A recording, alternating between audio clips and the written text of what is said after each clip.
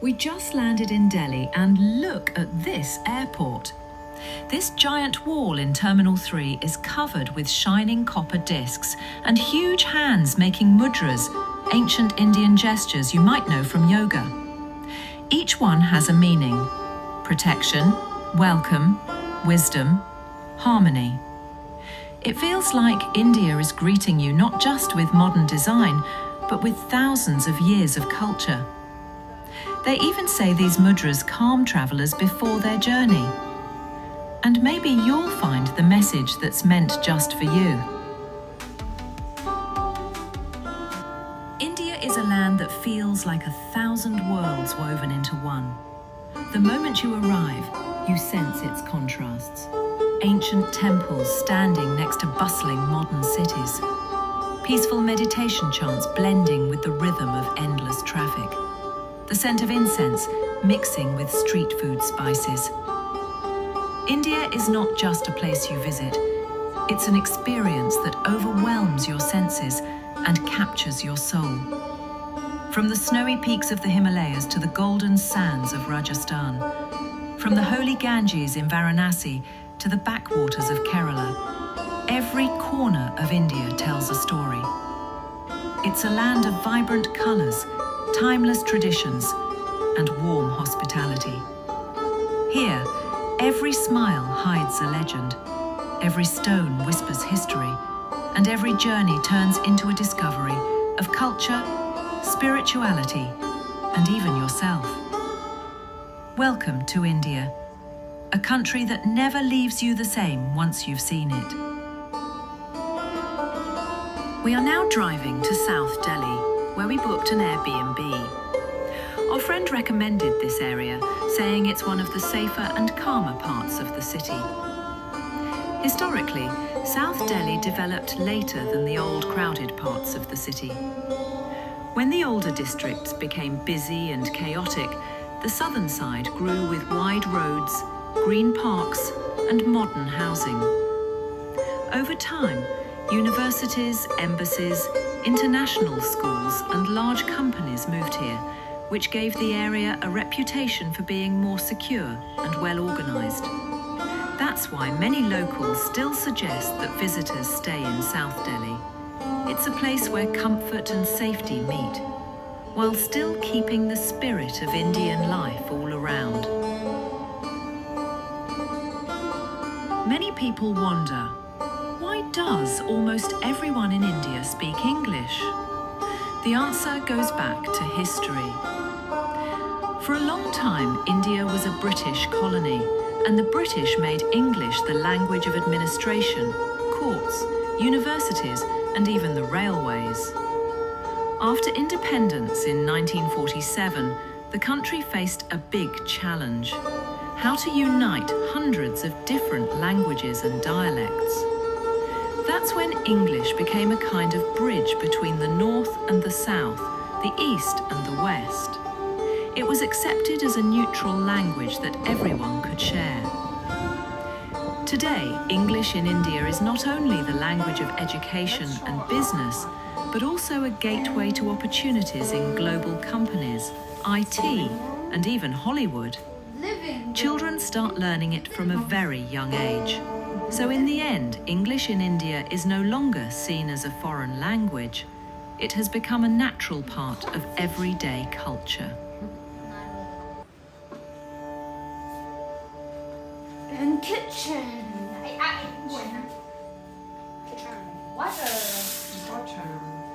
And UV filter. UV filter for Drinking water.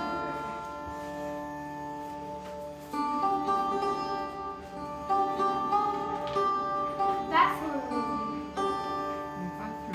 Which leads to your room. My room is yellow.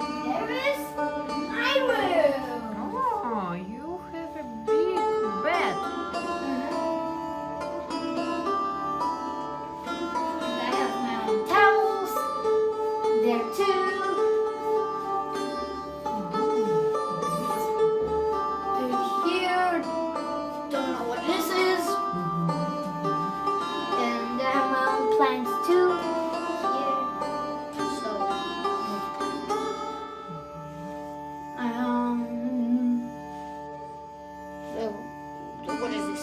Soap? Free soaps there. Little kid. Yeah,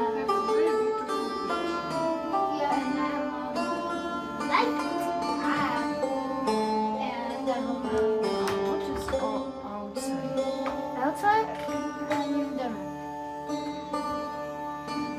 Oh, it's a garden. So? Yeah, it's a garden. Interesting. If you go in the bathroom, you'll see open the window, and you could see the birds flying, people, trees.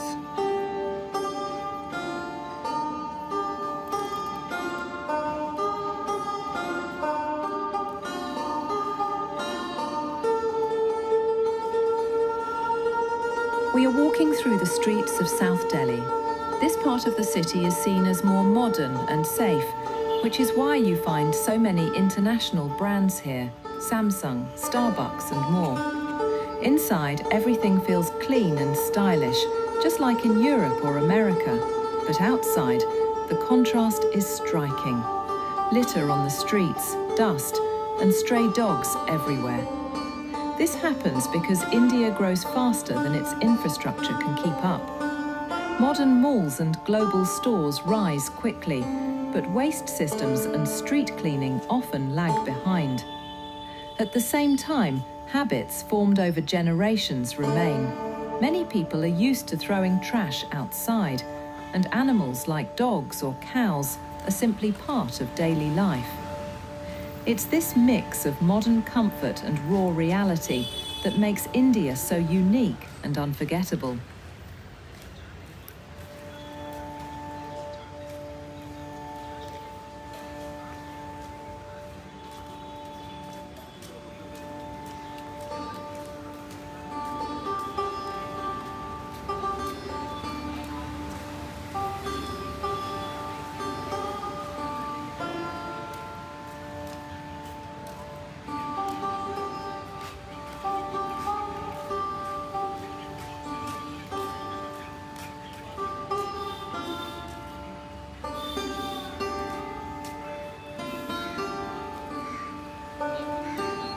What makes you happy living here in your city? Oh, everything. The people, the culture, the food. It's a vibrant place.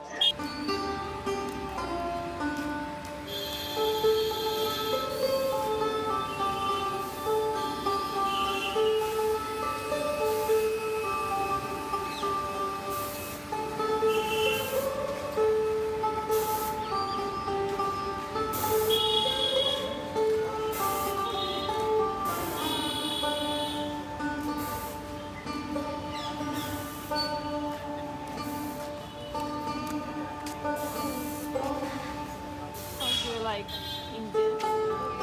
don't like it. Because there's dogs.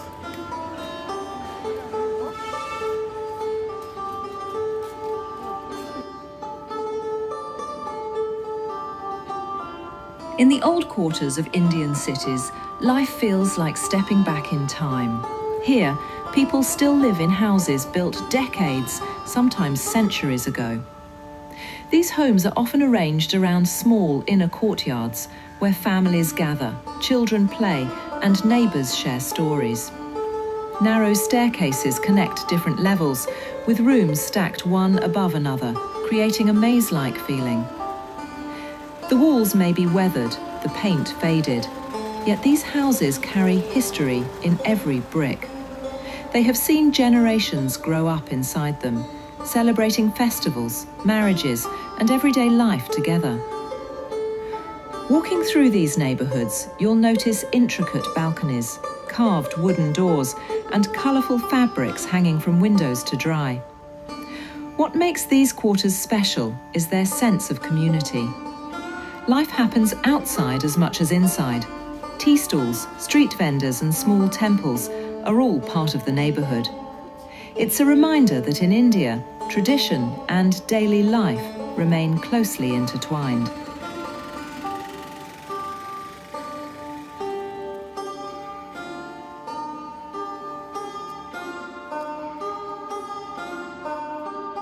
In South Delhi, you can spot these hanging nests. They belong to weaver birds. The males build them from grass and twigs, weaving intricate designs to attract females. Suspended high, they protect the eggs from snakes and predators, blending nature into city life. We are now heading to one of the most famous parks in South Delhi, Lodi Gardens. This is a vast green space in the heart of the city, where history stands side by side with modern life. The park covers over 90 acres and feels like a true oasis of peace in the middle of Delhi's traffic and noise. Locals come here for morning jogs, yoga sessions, or family walks, while tourists discover something much more. Ancient tombs and mosques from the 15th and 16th centuries rising among the trees. Lodi Gardens is not just a park, but an open-air museum that tells the story of the Lodi dynasty, rulers of Delhi before the Mughals. It is a place where you can slow down, escape the chaos of the city, and feel how India protects its history, even in the centre of its capital. Lodi Gardens is impressive both in size and atmosphere. Walking here, you almost forget you're in India's bustling capital. There are quiet lawns, tall shady trees, and the sound of birds everywhere. For locals, this is part of their daily routine. Some meditate on the grass, others play badminton, while families stroll with children. For visitors, the real highlight is the history hidden in the greenery. In the middle of the park stand tombs of the rulers of the Lodi dynasty, who controlled northern India before the rise of the Mughal Empire. These massive red sandstone structures with domes and arches create a majestic view, surrounded by the remains of medieval gardens. Each monument here has its own name and story, making the park a perfect blend of nature and history. They're climbing too. Time seems to pass more slowly when you walk in Lodi Gardens. In front of us stands one of the most striking monuments of Lodi Gardens. A mausoleum built more than 500 years ago, during the time of the Lodi dynasty in the 15th century. Constructed from red sandstone, it is decorated with arched niches and crowned with a massive dome, a typical style of that era. Tombs like this were built for sultans or their closest generals, with burial chambers inside and gardens around for prayer and reflection. What makes this building special is its monumental simplicity. The solid walls, the geometric design, the feeling of timelessness. Today, it is both a historical landmark and part of daily city life. People sit in its shade, take photos, or simply enjoy the peace it offers.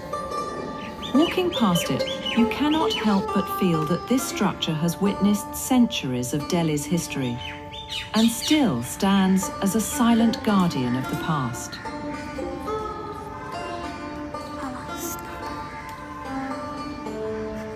Lodi Gardens is not only a place of peace, but also a silent witness to power struggles from centuries ago. One of the most famous stories goes back to the 15th century, when the Lodi dynasty ruled Delhi. The tombs here were not just built as monuments, they were meant to show strength, legitimacy, and divine blessing. It is said that Sultan Sikandar Lodi would walk through these gardens at night, believing that the spirits of his ancestors guided him. Local legends tell that some tombs were built on top of older structures, as if each new ruler tried to erase the memory of the one before him. Even today, people say the walls carry whispers of those old rivalries. For visitors, these ancient stones are more than ruins. They are chapters of Delhi's story, where ambition, faith, and legacy are carved into every arch and dome. Welcome to Delhi, India.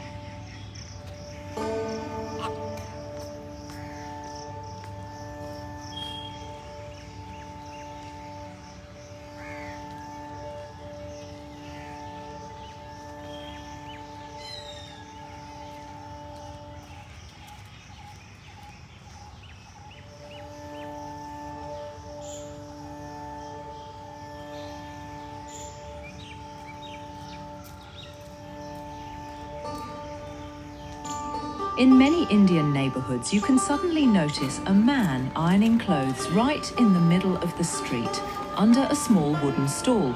This is a dhobi, a traditional washerman whose job has survived for centuries. Instead of working inside modern dry cleaning shops, he sets up his place outdoors where everyone can see him. Families bring him their freshly washed clothes, and he irons them with patience and skill. What makes this even more fascinating is the iron he uses. It is not electric, but an old-fashioned charcoal iron. Inside, glowing coals are placed to keep it hot, and the weight alone, often 6 or 7 kilograms, helps press the fabric perfectly. This kind of iron has been used for generations in India and is still common today. For passers-by, the smell of coal smoke and the sound of cloth being pressed are familiar reminders of tradition that continue to live in the heart of a modern city.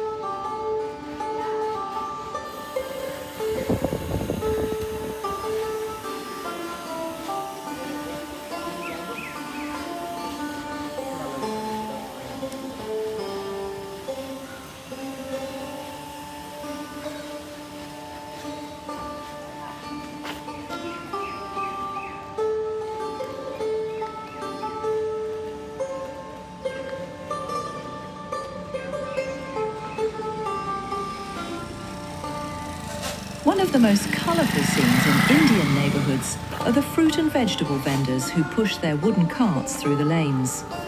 In the mornings or evenings, their loud calls echo between the houses as they announce what they carry that day. Mangoes, guavas, tomatoes, or fresh greens.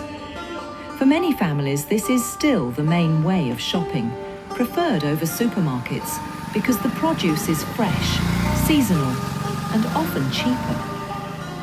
Vendors usually visit the big wholesale markets at dawn, load their carts, and then spend hours walking the streets. Customers step out of their homes, children gather curiously, and bargaining becomes part of the experience. These sellers are not just merchants. They are woven into the rhythm of daily life. Even as malls and apps grow, the sound of a vendor's call and the sight of his wooden cart remain an authentic symbol of Indian street life.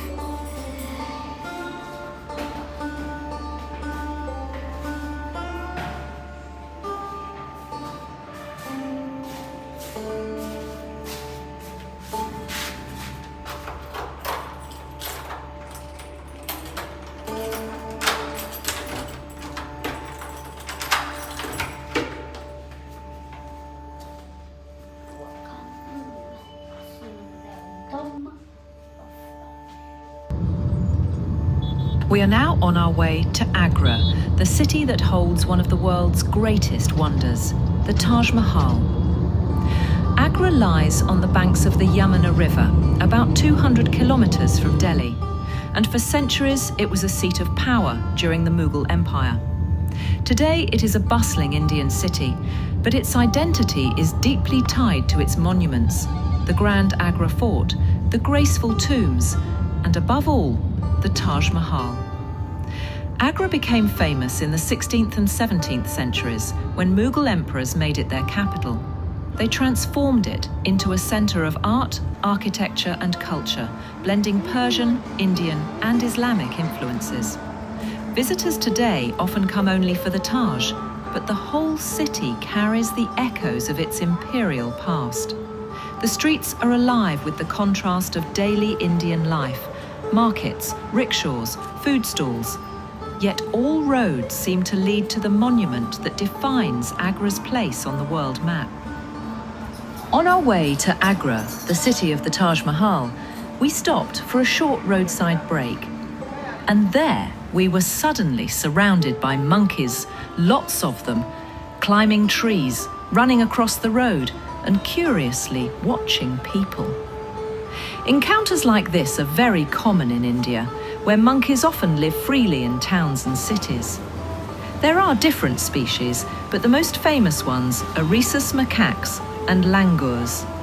In Hindu tradition, monkeys are connected to Hanuman, the monkey god, who symbolizes strength, loyalty, and protection. Because of this religious respect, many people feed them, and over time the animals have become used to humans.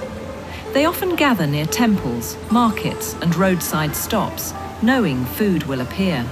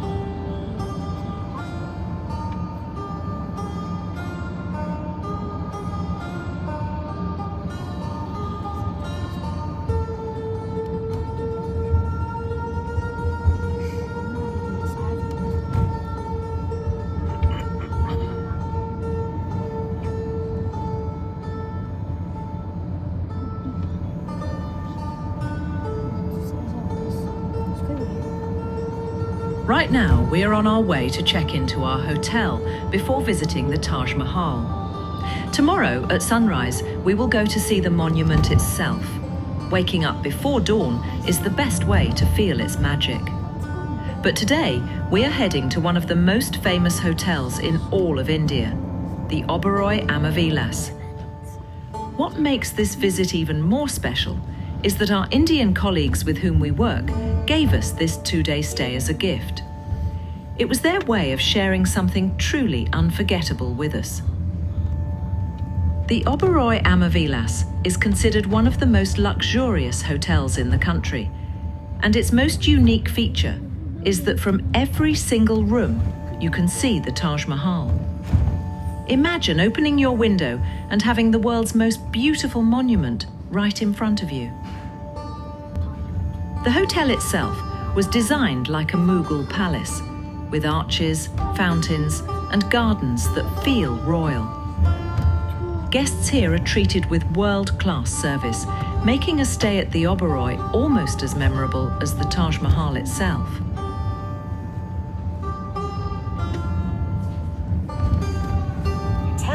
I will tell you much more in our next video. And not only that, we will also share the story of how we accidentally ended up in a very poor neighborhood of the city and how we found our way out of it. It was an experience that showed us another side of India, very different from the luxury of the Oberoi. Make sure to subscribe to our channel so you don't miss the next videos. They will be full of fascinating, eye-opening, and sometimes even shocking stories from our journey. India.